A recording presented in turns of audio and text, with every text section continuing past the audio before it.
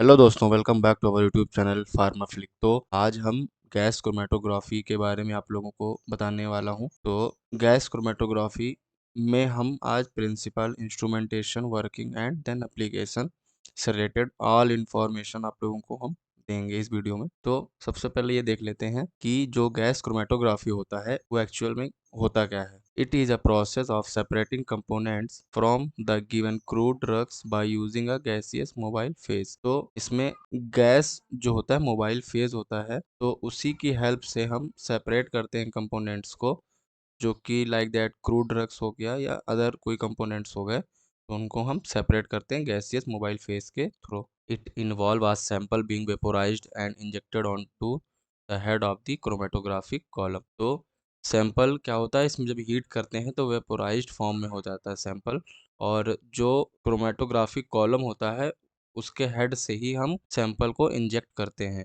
The sample is transported through the column by the flow of inert gaseous mobile phase. The column itself contains a liquid stationary phase which is absorbed onto the surface of an inert solid।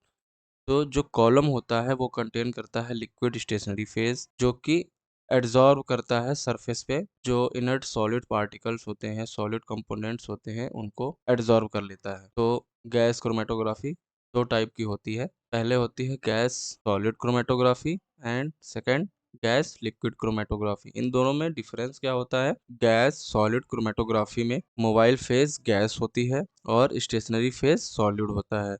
Just opposite gas liquid chromatography में क्या होता है? Mobile phase same gas होती है but stationary phase is a liquid. अब बात कर लेते हैं गैस क्रोमेटोग्राफी का मेन कंपोनेंट जो प्रिंसिपल होता है वो किस प्रिंसिपल के ऊपर बेस्ड होता है। वो जनरली पार्टीशन के प्रिंसिपल के ऊपर बेस्ड होता है। तो the mixture of component to be separated is converted to vapour and mixed with gaseous mobile phase. जो मिक्सचर होता है कंपोनेंट्स का, जो सैंपल होता है, वो सेपरेट होने से पहले वो कन्वर्ट होता है वेपर के फॉर्म में और मिक्स हो जाता है गैसियस मोबाइल फेज में। The components which is more soluble in stationary phase travel slower and eluted later. The components which is less soluble in stationary phase travel faster and eluted out first। जो मोर soluble components होते हैं वो stationary phase में जो है eluted slowly slowly होते हैं, और जो कंपोनेंट्स लेस सॉल्युबल होते हैं स्टेशनरी फेज के साथ वो ट्रेवल फास्टर होते हैं, यानी कि जल्दी इल्यूट आउट हो जाते हैं। और no two components has same partition coefficient condition, so the components are separated according to their partition coefficient। तो सबसे पहले ये जान लो कि भैया partition coefficient क्या होता है। partition coefficient होता है ratio of solubility of a substance is distributed between two immiscible liquids at a constant temperature. तो जो पार्टीशन कोफिशिएंट के अकॉर्डिंग अगर सेपरेट हो रहा होता है तो जनरली तो जो दो इमिसिबल सॉलिड्स होंगे या दो इमिसिबल लिक्विड्स होते हैं उन्हीं के अकॉर्डिंग ही सेपरेट आउट होता है या इल्यूट आउट होगा सैंपल।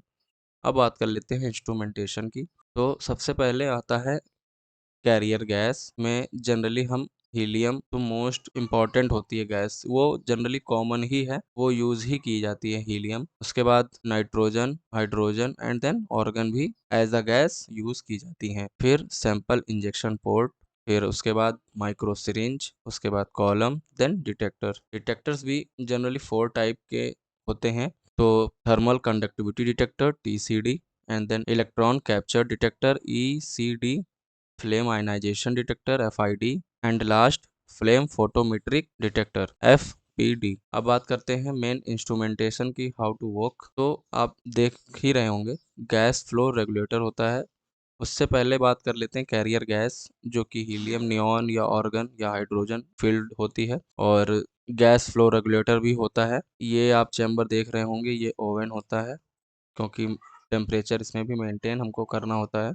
सैंपल यहाँ से कॉलम के अंदर इंजेक्ट किया जाता है, जो कि इंजेक्टर पोर्ट की हेल्प से सैंपल को आप कॉलम में इंजेक्ट कर पाते हैं। फिर जो आपका सैंपल है वो एज अ कांस्टेंट टेम्परेचर हो जाने के बाद जो है डिटेक्टर्स के पास पहुंचता है। तो डिटेक्टर्स क्या करता है, जो आपका जो सैंपल है डिटेक्ट कर लेता है, जो चीज़ें डिटेक्ट हो जाती हैं वो ही डिटेक्टर्स क्या करता है, डिटेक्ट करता है। और जो भी सैंपल है आपका वेस्टेज हो रहा होता है सैंपल का, वो वेस्ट में आ जाता है एंड देन कंप्यूटर या डेटा एनालिसिस उस कंपोनेंट से रिलेटेड की जाती है। अब बात करते हैं कैरियर गैस की। तो 10 सिलेंडर या gas tank is fitted with a pressure controller to control the pressure of gas, a pressure gauge that indicates the pressure, a molecular sieve to transfer filtered dry gas, and flow a regulator to ensure a constant rate to flow of mobile phase to the column. तो जो career gas होता है generally वो field होता है, बताया था हमने ऑलरेडी, हीलियम, नियॉन, ऑर्गन या हाइड्रोजन या ऑर्गन जनरली फील्ड की जाती है। और साथ के साथ उसमें फ्लो रेगुलेटर भी मेंटेन किया जाता है, जो रेगुलेट जिससे कि जो रेगुलेटर होता है वो फ्लो को रेगुलेट करता है। फ्लो क्या होता है, हमारा मोबाइल फेज होता है गैसियस में, तो वो रेगुलेटर की हेल्प से की जाती है। तो जनरली जो मोबाइल फेज या गैस होती है उसके भी कुछ क्राइटेरिया होती है कि ऐसी होनी चाहिए गैस। तो शुड भी केमिकली इनर्ट होनी चाहिए, और जो गैस आप यूज़ कर रहे होते हैं वो सस्ती होनी चाहिए, मतलब चीप होनी चाहिए एंड रेडली अवेलेबल भी होनी चाहिए, और should B quality and not cause any fire या एक्सीडेंट्स, और गिव बेस्ट पॉसिबल रिजल्ट भी देनी चाहिए उस गैस से रिलेटेड जो भी मोबाइल फेज जो डिटेक्ट करता है, और should be suitable for the sample to be analysed and for the detector. जो हाइड्रोजन या हीलियम, नाइट्रोजन या कार्बन डाइऑक्साइड होती है वो जनरली कैरियर गैस में यूज़ की जाती है। हाइड्रोजन आप यूज़ कर रहे होते हैं तो उसमें जो हाइड्रोजन होता है उसकी डेंसिटी लो होती है और बेटर थर्मल कंडक्टिविटी के साथ होता है। However it react with unsaturated compounds and it इम compounds and inflammable and explosive in nature. Nitrogen जो होता है वो इनएक्सपेंसिव होता है बट गिव रिड्यूस्ड सेंसिटिविटी के साथ होता है। It the most preferred gas, जो नाइट्रोजन होता है वो मोस्ट प्रिफर्ड गैस होती है। इनलेट प्रेशर रेंज होती है 10 से 50 psi। अब बात कर लेते हैं सैम्पलिंग यूनिट की, हम इंजेक्शन पोर्ट से कैसे सैंपल को अपने कॉलम में इंजेक्ट कराते हैं। तो जो सैम्पलिंग यूनिट या इंजेक्शन पोर्ट होता है वो अटैच्ड होता है कॉलम के हेड से। तो जो सैंपल होता है शुड बी वेपोराइज्ड स्टेट होना चाहिए। The injection port is provided with oven that helps to maintain a temperature at about 20 से 50 degree Celsius above the boiling point of the sample. तो जो गैसियस सैंपल्स होते हैं वो introduce by use of a gas tight hypodermic needle 0.5 से 10 ml capacity. तो जो gaseous sample होता है उसको इंट्रोड्यूस कॉलम क्रोमेटोग्राफिक कॉलम में इंट्रोड्यूस कराने के लिए हमें हाइपोडर्मिक नीडल की ज़रूरत पड़ती है, जो कि उसकी कैपेसिटी होती है 0.5 से 10 ml की होती है। और for liquid samples micro syringe का भी यूज़ करते हैं जिसका रेंज होता है 0.1 से 100 माइक्रोलीटर, जो कि यूज़ की जाती है। तो अब बात कर लेते हैं कॉलम टाइप की। तो column are different shape and size that includes U tube type और कोलाइड हेलिक्स टाइप। तो जनरली जो कॉलम हम लोग यूज करते हैं वो यू ट्यूब के टाइप का होना चाहिए या फिर कोलाइड हेलिक्स टाइप का भी हो सकता है। They are mainly made of copper, stainless steel, aluminium, glass, nylon and other synthetic plastic से भी बने होते हैं। उनके साथ सपोर्ट्स मटेरियल क्या-क्या होते हैं ये देख लेते हैं।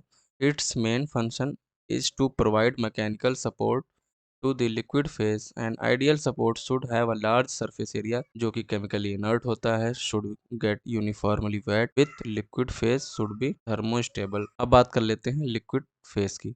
तो लिक्विड फेज में कुछ रिक्वायरमेंट्स होती हैं, जैसे कि ये नॉन वोलाटाइल होना चाहिए और should have high decomposition temperature का भी होना चाहिए, और केमिकली इनर्ट भी होना चाहिए जिससे कि किसी अंदर कंपोनेंट से ये रिएक्ट ना कर सके। Should possess low vapour pressure at column temperature and should be chemically and structurally similar to that the solute, जैसे कि पोलर या नॉन पोलर जो आप कंपोनेंट्स यूज करते हैं वो सिमिलर होना चाहिए केमिकली और स्ट्रक्चरली। अब बात कर लेते हैं डिटेक्टर की। तो जो डिटेक्टर्स होता है वो मेन कंपोनेंट्स होता है गैस क्रोमेटोग्राफी या अन्य अदर क्रोमेटोग्राफी में। तो जो डिटेक्टर्स होते हैं वो इल्यूटेड सॉल्यूट पार्टिकल्स को अलोंग के साथ साथ कैरियर गैस जो एग्जिट फॉर्म होती है कॉलम और जो डिटेक्टर्स के अंदर जाती है। तो जो detectors then produces electrical signals proportional to the concentration of the components of solute. The signals are amplified and recorded as peak at interval of on the chromatograph.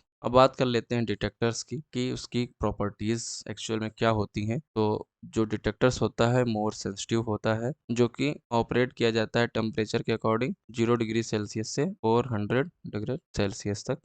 जो डिटेक्टर्स होते हैं जनरली स्टेबल एंड रिप्रोड्यूसिबल भी होते हैं। फिर linear responses भी detectors होते हैं और वाइड डायनेमिक रेंज में भी यूज़ किए जाते हैं।